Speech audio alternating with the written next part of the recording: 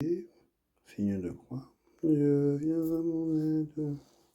Seigneur, à notre secours. Gloire au Père, au Fils, au Saint-Esprit, au Dieu qui est, qui était, qui vient, pour les siècles des siècles. Amen.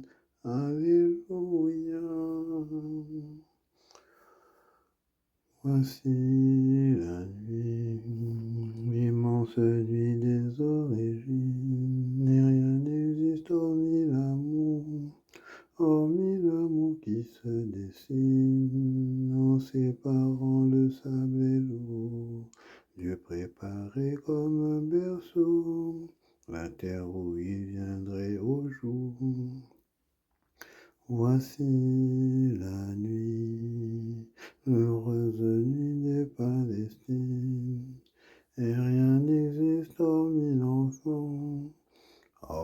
l'enfant de vie divine, en prenant chair de notre chair. Dieu transformait tous nos déserts en terre d'immortel printemps. Voici la nuit, l'étrange nuit sur la colline, et rien n'existe hormis le corps criblé d'épines. En devenant un crucifié, Dieu fécondé comme un verger, la terre où le planter la mort. Voici la nuit, la sainte nuit qui s'illumine, et rien n'existe hormis Jésus où tout culmine. En s'arrachant à nos tombeaux, Dieu conduisait au jour nouveau la terre où il était vaincu. Voici la nuit, une longue nuit où l'on chemine, et rien n'existe hormis ce lieu d'espoir en ruine. En s'arrêtant dans nos maisons, Dieu préparait comme un buisson la terre où tomberait le feu. Seigneur mon Dieu, tu es si grand. Bénis le Seigneur, ô mon âme, Seigneur mon Dieu, tu es si grand. Revêtu de magnificence, tu as pour manteau la lumière. Comme une tenture, tu déploies les cieux, tu élèves dans leurs eaux tes demeures. Des nuées, tu te fais un char, tu t'avances sur les ailes du vent. Tu prends les vents pour messagers, pour serviteurs les flammes des éclairs. Tu as donné son assise à la terre, qu'elle reste inébranlable au cours des temps. Tu l'as vêtue de l'abîme des mers, les eaux couvraient même les montagnes. À la menace, elles prennent la fuite, effrayées par le tonnerre de ta voix. Elles passent les montagnes, se ruent dans les vallées, vers le lieu que tu leur as préparé. Tu leur imposes la limite à ne pas franchir, qu'elles ne reviennent jamais couvrir la terre. Dans les ravins, tu fais jaillir des sources, et l'eau chemine au creux des montagnes. Elle abreuve les bêtes des champs, l'âne sauvage y calme sa soif. Les oiseaux séjournent près d'elle, dans le feuillage on entend leurs cris. Gloire au Père, au Fils et au Saint-Esprit, pour les siècles des siècles. Amen. Seigneur mon Dieu, tu es si grand. Du fruit de tes œuvres, Seigneur, tu rassasies la terre. De tes demeures, tu abreuves les montagnes, et la terre se rassasie du fruit de tes œuvres. Tu fais pousser les prairies pour les troupeaux, et les champs pour l'homme qui travaille. De la terre il tire son pain, le vin qui réjouit le cœur de l'homme, et l'huile qui adoucit son visage, et le pain qui fortifie le cœur de l'homme. Les arbres du Seigneur se rassasient, les cèdres qu'il a plantés au Liban. C'est là que vient nicher le passereau, et la cigogne a sa maison dans les cyprès. Aux chamois les hautes montagnes, aux marmottes l'abri des rochers. Tu fis la lune qui marque les temps, et le soleil qui connaît l'heure de son coucher. Tu fais descendre les ténèbres, la nuit vient. Les animaux dans la forêt s'éveillent, le lionceau rugit vers sa proie et réclame à Dieu sa nourriture. Quand Paris le soleil se retire, chacun gagne son repère. L'homme sort pour son ouvrage, pour son travail jusqu'au soir. Gloire au Père et au Fils et au Saint-Esprit, pour les siècles des siècles. Amen. Du fruit de tes œuvres, Seigneur, tu rassasies la terre. Dieu vit tout ce qu'il avait fait, cela était très bon. Quelle profusion dans tes œuvres, Seigneur, tout cela ta sagesse l'a fait, la terre s'emplit de tes biens. Voici l'immensité de la mer, son grouillement innombrable d'animaux grands et petits. Ces bateaux qui voyagent et les léviathans que tu fis pour qu'ils servent à tes jeux. Tous y comptent sur toi pour recevoir leur nourriture au temps voulu. Tu donnes eux, ils ramassent. Tu ouvres la main, ils sont comblés. Tu caches ton visage, ils s'éprouvent. Tu reprends leur souffle, ils expirent et retournent à leur poussière. Tu envoies ton souffle, ils sont créés. Tu renouvelles la face de la terre. Gloire au Seigneur à tout jamais. Que Dieu se réjouisse en ses œuvres. Et regarde la terre, elle tremble. Et touche les montagnes, elle brûle. Je veux chanter au Seigneur tant que je vis. Je veux jouer pour mon Dieu tant que je dure. Que mon poème lui soit agréable. Moi, je me réjouis dans le Seigneur. Que les pécheurs disparaissent de la terre. Que les impies n'existent plus. Bénis le Seigneur, ô mon âme. Gloire au Père et au Fils et au Saint-Esprit, pour les siècles des siècles. Amen. Dieu vit tout ce qu'il avait fait, cela était très bon. Heureux les yeux qui voient ce que vous voyez, et les oreilles qui entendent ce que vous entendez. Le repentir de David. Le Seigneur envoya vers David le prophète Nathan, qui alla le trouver et lui dit: dans une même ville il y avait deux hommes, l'un était riche, l'autre était pauvre. Le riche avait des moutons et des bœufs en très grand nombre. Le pauvre n'avait rien qu'une brebis, une toute petite qu'il avait achetée. Il la nourrissait et elle grandissait chez lui au milieu de ses fils. Elle mangeait de son pain, buvait de sa coupe. Elle dormait dans ses bras, elle était comme sa fille.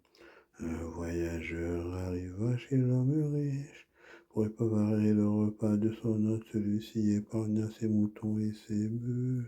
Il alla prendre la brebis du pauvre et la prépara pour l'homme qui était arrivé chez lui. Alors David s'enflamma d'une grande colère contre cet homme. Il dit à Nathan: pour le Seigneur violent, l'homme qui a fait cela mérite la mort.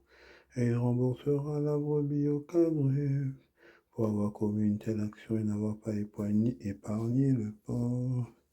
Alors Nathan dit à David: cet homme, c'est toi. Ainsi parle le Seigneur Dieu d'Israël. Je t'ai consacré comme roi d'Israël. Je t'ai délivré de la main de Saül. Puisque je t'ai donné la maison de ton maître, j'ai mis dans tes bras les femmes de ton maître. Je t'ai donné la maison d'Israël et de Juda, et si ce n'est pas assez, j'ajouterai encore autant. Pourquoi donc as-tu méprisé le Seigneur en faisant ce qui est mal à ses yeux? Tu as frappé par l'épée Urias le Hittite. Sa femme, tu l'as prise pour femme. Lui, tu l'as fait périr par l'épée des fils d'Ammon. Désormais, l'épée ne s'écartera plus jamais de ta maison, parce que tu m'as méprisé, que tu as pris la femme d'Urias le Hittite, pour qu'elle devienne ta femme. Ainsi parle le Seigneur. De ta propre maison, je ferai surgir contre toi le malheur. Je t'enlèverai tes femmes sous tes yeux, et je les donnerai à l'un de tes proches, qui les prendra sous les yeux du soleil. Toi, tu agis en cachette, mais moi j'agirai à la face de tout Israël et à la face du soleil. David dit à Nathan, j'ai péché contre le Seigneur. Nathan lui répondit, le Seigneur a passé sur ton péché, tu ne mourras pas.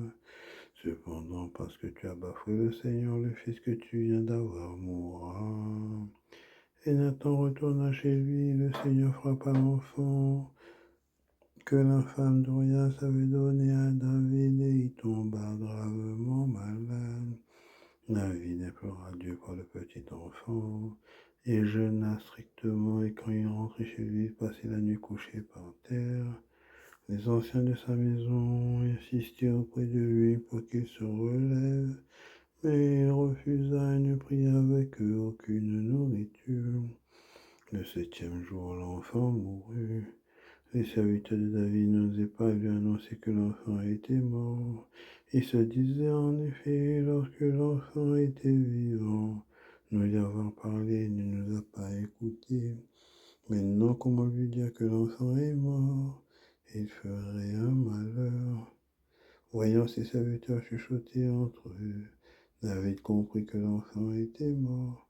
Il demanda aux enfants, l'enfant est-il mort? Ils répondirent, il est mort. Alors David se releva de terre, se baigna, se parfuma et changea de vêtements. Il entra dans la maison du Seigneur et se prosterna. Puis il rentra chez lui et demanda qu'on lui serve de la nourriture et il mangea. Ses serviteurs lui dirent, mais que fais-tu? Pour l'enfant, quand il était en vie, tu as jeûné et pleuré, et maintenant qu'il est mort, tu te relèves et tu prends de la nourriture. Il répondit, tant que l'enfant était encore en vie, j'ai jeûné, je prie en me disant, qui sait, le Seigneur aura peut-être pitié de moi et l'enfant vivra. Mais maintenant qu'il est mort, à quoi bon jeûner? Pourrais-je encore le faire revenir? C'est moi qui m'en irai le rejoindre, mais lui ne reviendra pas vers moi. David consola Bethsabée, sa femme. Il la retrouva et coucha avec elle. Elle lui donna un fils qu'il nomma Salomon. Le Seigneur l'aima et il le fit savoir par le prophète Nathan qui lui donne à cause du Seigneur le nom de Yédidia, aimé du Seigneur. Pitié pour moi, Seigneur, guéris-moi quand j'ai péché contre toi. Oui, je reconnais tous mes torts, j'ai toujours mon péché devant moi. Pitié pour moi, Seigneur, guéris-moi, car j'ai péché contre toi. Le sacrifice qui te plaît, c'est un esprit brisé. Tu n'as point d'aversion pour un cœur broyé.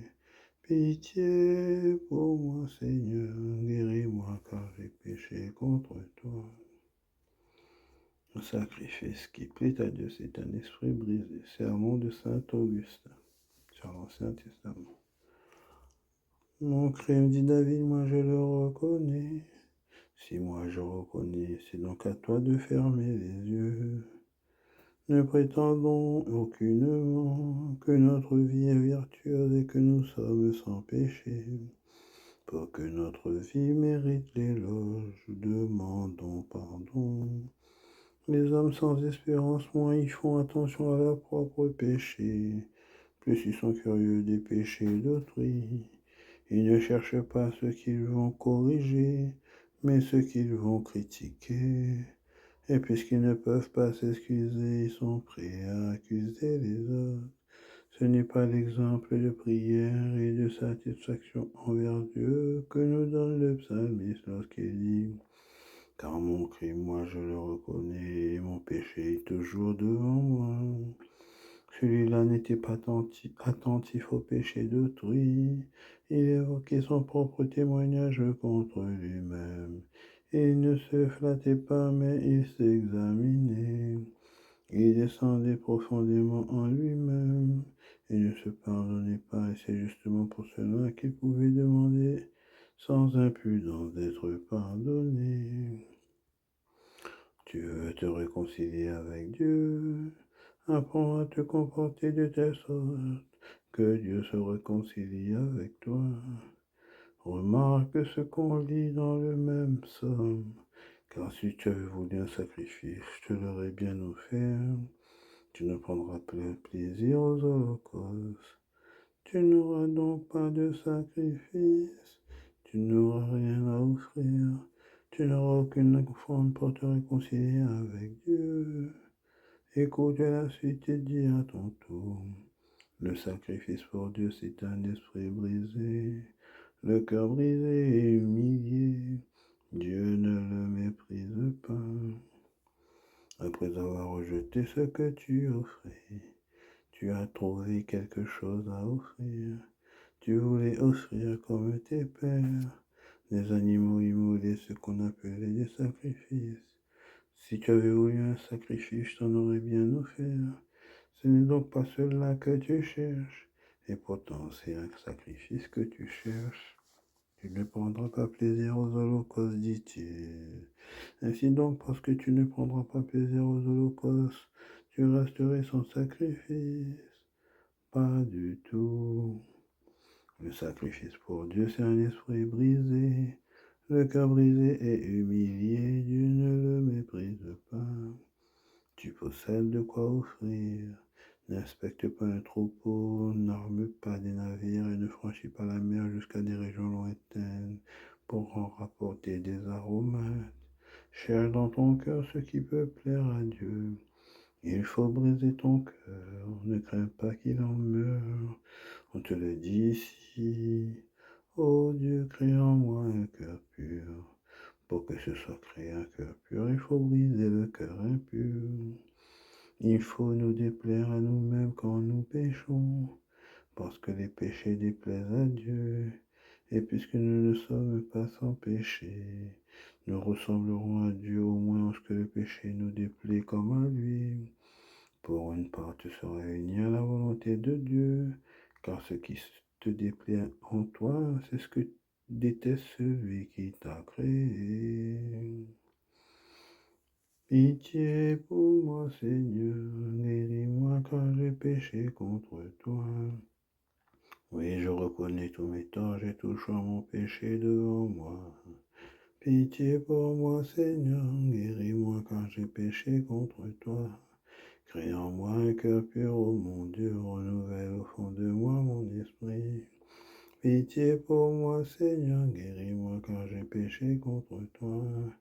Le sacrifice qui te plaît, c'est un esprit brisé. Tu n'as point d'aversion pour un cœur broyé. Pitié pour moi, Seigneur, guéris-moi car j'ai péché contre toi. À toi, Dieu, notre louange, nous t'acclamons, tu es Seigneur. À toi, Père éternel et de l'univers. Devant toi se prosternent les archanges, les anges et les esprits des cieux. Ils te rendent grâce, ils adorent et ils chantent.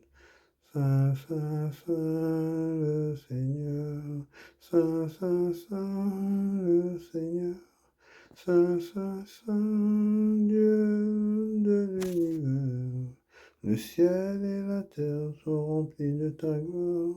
Le ciel et la terre sont remplis de ta gloire.